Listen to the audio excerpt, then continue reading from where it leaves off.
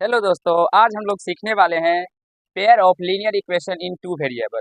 यानी कि मेरे प्यारे भाइयों, दो चर वाले रैखिक समीकरण। और इसे मैं आप लोगों को इतने अच्छे से सिखाऊंगा कि इसके जितने भी प्रश्न होंगे वो आपसे मेरे प्यारे दोस्तों एक सेकंड में बन जाएंगे। हाँ, लेकिन इसको आप लोग को देखना होगा, इसके कुछ बेसिक कंसेप्ट होते हैं जिसे आप लोगों को समझना होगा, सीखना होगा। उसके बाद मेरे प्यारे भाइयों, अगर आप लोग इस वीडियो को यानी कि इससे जितने भी रिलेटेड वीडियो होगा उस सारे वीडियो को देखेंगे तो आपको एक कंसेप्ट मिल जाएगा, और जिससे कि आप लोग लीनियर इक्वेशन के जितने भी वीडियो होंगे यानी कि क्वेश्चन होंगे मेरे प्यारे भाइयों, वो आपको सारे समझ में आ जाएंगे और कहीं से कोई दिक्कत भी नहीं होगा। और आपके एग्जाम में इसके प्रश्न पूछे जाएंगे तो आप लोग इसे बेसिकली आराम से सॉल्व कर पाएंगे, कहीं से कोई दिक्कत भी नहीं होगा। चलिए मैं आपको सिखाता हूँ, जिसमें मैं आपको सबसे पहले क्या बताऊंगा, नहीं बताऊंगा, और क्या सब आप लोगों के लिए इम्पोर्टेंट है जो कि आपको समझना आवश्यक है। तो हम बच्चों की तरह स्टार्ट करेंगे, जैसे कि बच्चों को हम सिखाते हैं, मैं मान के चलूंगा जो आप लोग भी इसी बच्चों की तरह हैं और उसी तरह से आप लोग को सिखाएंगे।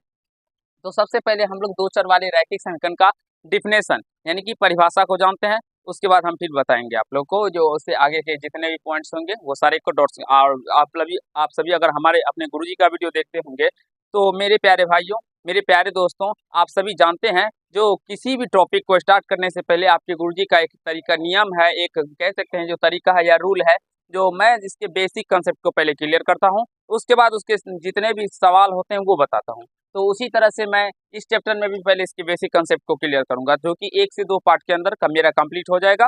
उसके बाद पार्ट थर्ड या पार्ट फोर्थ से, कोई बात नहीं, पार्ट थर्ड या पार्ट फोर्थ से मेरे प्यारे भाइयों, मेरे प्यारे दोस्तों, आप लोगों को सारे प्रश्न बन जाएंगे। चलिए समझते हैं। देखिए, दो चर वाले रैखिक समीकरण, pair of linear equation in two variable, आराम से समझना है, बिल्कुल बच्चों की तरह। आप लोगों को धीरे धीरे समझ में आएगा, ऐसा नहीं जो मैं जो जितने भी बताते जाऊंगा वो सारे कंसेप्ट आपको एक ही बार में मेरे प्यारे भाइयों दिमाग में चला जाएगा, नहीं, आराम आराम से जाएगा तो ही अच्छा रहेगा। एक बार यानी कि अब फास्टली चला जाएगा तो वो भी दिक्कत ही हो जाएगा, इसलिए आराम आराम से जाने दीजिए। यहाँ से देखिए, a x plus b y plus c equal to zero, जहाँ a B C belongs R और a not equal to zero, b not equal to c, zero के रूप के समीकरण को हम लोग दो चर वाले रैखिक समीकरण कहते हैं। आप लोग इसमें से कुछ नहीं समझ में आया होगा, अभी आप लोगों को कुछ समझना भी नहीं है, क्योंकि मैंने अभी आपको कुछ समझाया ही कहाँ है, इसलिए आप लोगों को कुछ समझ में नहीं आया। अब देखिए, कहा गया है a x plus b y plus c equal to zero. इस टाइप के जो अगर आप लोगों को कभी मेरे प्यारे भाइयों, मेरे प्यारे दोस्तों, देखने को समीकरण मिलेगा तो वो हो जाएंगे हमारे दो चर वाले रैखिक समीकरण। तो अगर चर का बात करें तो इसमें एक एक्स चर है और एक वाई चर है, तो ये इसीलिए यह दो चर वाले रैखिक समीकरण हो जाते हैं। जहां इसमें इसमें भी कंडीशन अप्लाई है मेरे प्यारे भाइयों, क्या, जो A B C belongs R है, इसका मतलब हुआ ए बी सी क्या है, रियल नंबर है, ठीक है। अब अगर बात करते हैं ए नॉट इक्वल टू जीरो, यानी कि ए का मान जीरो नहीं होना चाहिए। अगर ए जीरो हो जाएगा तो एक्स, मेरे प्यारे बच्चों, एक्स वाला टर्म खत्म हो जाएगा, तो फिर ये दो चर वाला रैखिक समीकरण रहा कहाँ, इसलिए ये दो चर वाला रहेगा ही नहीं। तो ना तो ए जीरो होना चाहिए और ना ही बी जीरो होना चाहिए। हाँ, लेकिन सी जीरो हो सकता है, इसीलिए आप लोग इसे देखिए। अब बाबू आप भी देखिए, इसको आप भी समझ सकते हैं, ठीक है। देखिए मेरे प्यारे भाइयों, अभी मैंने आपको समझाया दो चर वाले रैखिक समीकरण, जिसमें सी जीरो हो भी सकता है, सी जीरो हो या ना, अभी मैं एग्जांपल भी देके समझाऊंगा, कोई टेंशन की बात नहीं है मेरे प्यारे भाइयों, अच्छे से समझिए और सारे कंसेप्ट को क्लियर कीजिए, ठीक है। अब दूसरे, अब अगर हम बात करें गाँव देहात की में हम लोग रहते हैं, तो गाँव देहात वाला एक परिभाषा सर बता दीजिए, जिससे कि मेरा काम चल जाए। अगर हम पूछे तो वो भी बता देंगे आपके गुरुजी। देखिए, वैसा समीकरण जिसमें दो चर हो, चर तो आप जानते होंगे, नहीं जानते हैं तो बहुपद चैप्टर में जाइए, मैंने आपको वहाँ पे डिटेल में 7-8 पार्ट केवल बेसिक ही आप लोगों को बताया है। तो अगर देखेंगे, सीख समझेंगे, तभी तो मेरे प्यारे भाइयों आपको समझ में आएगा। तो देखिए, वैसा समीकरण जिसमें दो चर हो, वैसा समीकरण जिसमें दो चर हो अर्थात उस चर का घात कितना होना चाहिए, एक हो, तो वह दो चर वाले रैखिक समीकरण कहलाते हैं। ये सिंपल गांव देहात का परिभाषा आप लोग कह सकते हैं। अब एग्जाम्पल का बात करते हैं, जैसे 3x माइनस 5y प्लस 6। अब देखिए, ये क्या हो गया, x, ये y, इसमें दो चर है ना बाबू, तो ये हमारे क्या हो गए, तो दो चर वाले रैखिक समीकरण, pair of linear equation in two variable, pair of linear equation in two variable. अब अगर बात करते हैं तो √2 plus x plus 3y minus 3 equal to zero, ये भी हमारे दो चर वाले रैखिक समीकरण हो गए। 2x minus 5y plus 6 equal to zero, और यहाँ पे पहले ही बता दिया गया था जो A B C belongs R, यानी कि कहने का तात्पर्य है मेरे प्यारे भाइयों, जो ए बी सी एक रियल नंबर है, तो रियल नंबर में परिमेय हो या अपरिमेय हो, दोनों चल सकता है, ठीक है। समझ में आ रहा है, अच्छे से मजा आ रहा है मेरे प्यारे भाइयों, मेरे प्यारे दोस्तों, मेरे प्यारे छात्र छात्राओं। अगर आप लोग को मजा आ रहा है और समझ में आ रहा है तो आप लोग जरूर ही यस कमेंट कीजिएगा, क्योंकि आपके यस का हमें बेसब्री से इंतजार रहता है, ठीक है। चलिए इस सेशन को आगे करते हैं। अब देखिए यहाँ पे लिखे हैं मैंने आप लोगों के लिए, जो दो चर वाले रैखिक समीकरण के अनेक अनगिनत हल होते हैं। सर कहना क्या चाहते हो, समझ नहीं पा रहा हूँ। चलिए मैं आपको समझाता हूँ। दो चर वाले रैखिक समीकरण के अनेक अनगिनत हल होते हैं, इसका कहने का तात्पर्य यही है। एक बार देख लेते हैं जो कि आपको नीचे में अच्छे से दिखाई पड़ रहा है या नहीं पड़ रहा है। यानी कि x plus 2y equal to, हम एक समीकरण ले लेते हैं 10। x plus 2y equal to हम एक समीकरण ले लिए मेरे प्यारे भाइयों, मेरे प्यारे दोस्तों, मेरे प्यारे छात्र छात्राओं। एक बार आप लोग उस समीकरण को देखिए और बताइए क्या यह दो चर वाले रैखिक समीकरण है या नहीं है। बाबू आप अगर यहाँ पे अगर बैठ जाएंगे तो ये ब्राइटनेस जो बोर्ड पे जा रहा है तो वो नहीं जाएगा, तो प्लीज आप यहाँ पे आ जाइए, ठीक है। तो x plus 2y equal to 10। बाबू इधर देखिए, उसे काटने से कोई फायदा तो है नहीं, इधर देखिए x plus 2y equal to 10। मेरे प्यारे बच्चों यह दो चर वाले रैखिक समीकरण है, क्योंकि c अगर देखिए ये a x हो गया, ये b y हो गया और ये c हो गया, c को इस साइड भी लेके आ जाएंगे तो कहीं से कोई दिक्कत या समस्या नहीं होगा आप लोगों को, ठीक है। समझिए और देखने और सीखने का प्रयास कीजिए। अब यहाँ पे हमने लिखे हैं दो चर वाले रैखिक समीकरण के अनेक और अनगिनत हल होते हैं। अनेक अनगिनत का हल का मतलब हुआ मेरे प्यारे भाइयों, मेरे प्यारे दोस्तों, अब यहाँ से x बराबर क्या हो जाएगा 10 माइनस 2y। यहाँ से x बराबर क्या हो जाएगा 10 माइनस 2y हो जाएगा। अब यहाँ से मान सारणी एक बना लीजिएगा, ठीक है। मान सारणी, ये हो गया मान सारणी, ठीक है। इसमें x और इसमें ये y लेते हैं और इसके देखिए कितने हल होते हैं। बहुत सारे हल हो सकते हैं, तो हम 4 ही हल आपको निकाल के दिखाएंगे, उसके बाद सिखाने का प्रयास करेंगे, ठीक है। उसको बांध भी सकते हैं, रहने दीजिए, कोई बात नहीं। देखिए अगर हम y का मान 0 ले, y का मान 0 लेते हैं तो हमें x का मान क्या निकल के आता है, तो ये टर्म 0 हो जाएगा, तो x का मान 10 निकल के आ जाएगा। y का मान 1 लेंगे तो x बराबर 8 आ जाएगा। y का मान 2 लेंगे तो 2 दूना 4, 10 में से 4 जाएगा तो 6 आ जाएगा। y का मान 3 लेंगे तो 3 दूना 6, 6 में से 10 में से 6 जाएगा तो 4 आ जाएगा। आप देख सकते हैं मेरे प्यारे बच्चों, जो x और y के कितने मान है, आप 1 रखिए और y का मान 8 रखिए तो भी x का मान 1 और y का मान 8 रखिए तो भी 10 ही आएगा। आप लोग सॉरी 8 बोलते हैं, x का मान 8 y का मान 1 होगा, ठीक है। x का मान 10 y का मान 0 रखेंगे तो भी हमारा निकल के आ जाएगी क्वेश्चन 10। यानी कि आप लोग देख सकते हैं और समझ सकते हैं जो दो चर वाले रैखिक समीकरण के अनेक और अनगिनत हल होते हैं। तो आप लोग क्या कीजिएगा, इसको स्क्रीनशॉट ले लीजिए, क्योंकि ये टर्म यहाँ पे आप लोग को नीचे में लिखना है, ठीक है।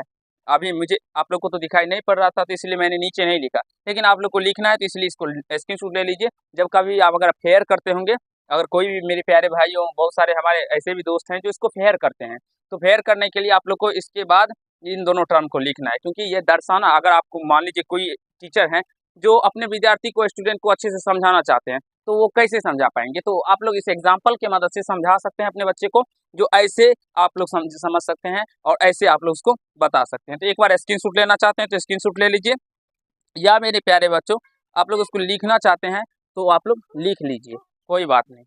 उसको छोड़ दीजिए ना, आप बैठे रहिए ना, बैठे रहने में कोई प्रॉब्लम नहीं, एक ही आता है ना, तो बस एक थोड़ा को झाँप दीजिए, नहीं तो कोई बात नहीं, रहने दीजिए। आशा है आप लोग इसका स्क्रीनशॉट ले लिए होंगे। चलिए मैं इसको मिटाऊंगा क्योंकि फिर इसके आगे बताऊंगा, ठीक है बाबू, समझने का प्रयास करना है मेरे प्यारे भाइयों, अच्छे से समझने और सीखने का प्रयास कीजिए और अपने गुरुजी के चैनल को मेरे प्यारे दोस्तों जितना से जितना हो सके शेयर कीजिए। आप लोग शेयर क्यों नहीं करते हैं मेरे प्यारे बच्चों, इतने अच्छे से मैं आप लोगों के लिए मेहनत करता हूँ, हर एक टॉपिक पे वीडियो बनाता हूँ, हर एक पार्ट बाय पार्ट वीडियो बनाता हूँ, बेसिक कंसेप्ट अलग समझाता हूँ, उसका मैथ का चैप्टर अलग बनाता हूँ, हर एक प्रश्न का सॉल्यूशन करवाता हूँ, जिससे आपको अच्छे से समझ में आए। आप लोगों के लिए दिन भर सोचता रहता हूँ कि क्या टॉपिक पे आप लोगों को वीडियो बना के दूँ जो आपको अच्छा से अच्छा लगे। तो मेरे प्यारे दोस्तों आप लोग शेयर कीजिए चैनल को, और अगर चैनल पर नए होंगे तो आप लोग सब्सक्राइब भी कर लीजिएगा, वीडियो को लाइक कीजिएगा, क्योंकि आप लोग जो अगर लाइक करते हैं, सब्सक्राइब करते हैं तो एक गुरु मोटिवेट, मेरे प्यारे बच्चों, मेरे प्यारे दोस्तों, गुरु क्या होता है, मोटिवेट होता है, और मोटिवेट होने की वजह से हम लोग को फिर से वीडियो बनाने का मौका, यानी कि एक कह सकते हैं जो दिल में साहस आता है और उसके लिए आप लोगों के लिए फिर से काम करने का एक जुनून सवार हो जाता है। चलिए आगे समझते हैं, ठीक है। अगर अच्छा लगेगा मेरे प्यारे भाइयों ना, तभी इसे लाइक कीजिएगा और सब्सक्राइब कीजिएगा, अगर नहीं लगेगा तो फिर अनलाइक करके जाना है आप लोग को, ठीक है।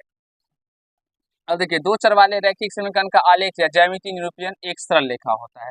अभी मैंने आप लोग को बताया जो दो चर वाले रैखिक समीकरण जो होते हैं उसका जो आलेख होता है वो कैसा होता है, एक सरल रेखा होता है। कैसे होता है वो अभी हम लोग सीखेंगे, ठीक है। यहाँ से देखने का मैंने एक समीकरण लिख रखा है यहाँ पे, तो इसको हम ऐसे 2x plus Y equal to 4 हो जाएगा, 2x इक्वल टू, यानी कि इसको चलिए y equal to 4 minus 2x हो जाएगा।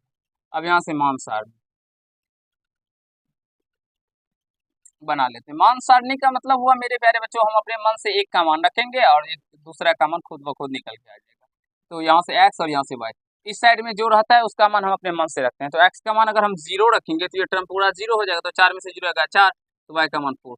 और अगर मेरे प्यारे भाइयों ये मान निकालना नहीं आता है तो हमने 9th में बहुत ही अच्छे से सिखाए हैं, और आपकी मैम अभी शांभवी मैम जो है वो 9th का ही बता रही है, तो उसको आप लोग देखिए और सीखे समझने का प्रयास कीजिए। और जिस भी टॉपिक में आप लोगों को क्लास 9th में दिक्कत हो, आप लोग कमेंट कर सकते हैं मैम की वीडियो में, तो वो वीडियो आप लोग को जल्द ही प्रोवाइड कर दिया जाएगा मैम के द्वारा। या क्लास 10th में जो भी दिक्कत हो आप लोग कमेंट कीजिएगा तो मैं आप लोग को, और बहुत ही जल्द आप लोगों के लिए मेरे प्यारे भाइयों मैं सोचता रहता हूँ कुछ ना कुछ आप लोगों के लिए नया करे, अच्छा करे। तो डिजिटल बोर्ड लेने वाला हूँ, लेकिन थोड़ा सा आर्थिक स्थिति के वजह से मैं नहीं ले पा रहा हूँ। ठीक है, जैसे ही मेरी आर्थिक स्थिति अच्छी होगी मैं आप लोगों के लिए लेके आऊँगा, और आपको हर एक सब्जेक्ट के टीचर मिलेंगे। आपको मैम मैथ भी पढ़ाएगी, और हिंदी और मैथिली और व्याकरण इतने अच्छे से आपको समझाएगी जो आप लोग उसका कह नहीं पाएंगे, जो आप लोग को क्लास के अंदर ही याद करवा देगी आपकी मैम। बस आप लोग थोड़ा सा मैम को रिक्वेस्ट कीजिएगा तो वो मैम बताएगी, क्योंकि आपकी मैम बताना नहीं चाहती। एक्स का मान 1 रखेंगे, एक्स का मान 1 रखेंगे तो क्या हो जाएगा, 2 ही होगा, 2 को 4 में से घटाएं तो ये 2 हो जाएगा। एक्स का मान अगर मान लीजिए मेरे प्यारे भाइयों मेरे प्यारे दोस्तों क्या रखें, कुछ भी रख सकते हैं, रखने के लिए कोई दिक्कत नहीं, 2 रखिए, एक्स का मान 2 रखिए तो 2 दूना 4, 4 में से 4 गया 0, वाई का मान 0 आ जाएगा। ये निकल के आ गया मेरा मान। अब हम लोग एक ग्राफ खींचते हैं,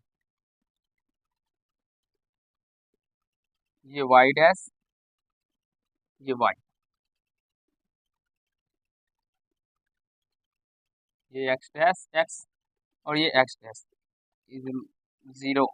यहाँ से हम 1 ले लें, ये 2 ले लिए, ये 3 ले लिए, ये 4 ले लेते हैं, ये 5 लेते हैं। 5 तक ही लेते हैं क्योंकि इसमें बड़ा अधिकतम मान 4 तक है, तो एक बढ़ा के ले लेते हैं। ठीक है, और यहाँ से ये 1 हो गया, ये 2 हो गया, ये 3 हो गया, ये 4 हो गया, ये 5 हो गया। आप लोग स्केल की मदद से बनाइएगा, और अच्छे से इन दोनों की बीच की दूरी, सारे के बीच की दूरी समान होना चाहिए, इक्वल होना चाहिए। ठीक है, एक्स का मान 0, वाई का मान 4, तो एक्स का मान 0 यहाँ पे आ गया, वाई का मान 4 तो यहाँ पे आ गया, यानी कि ये हो गया 0 और 4।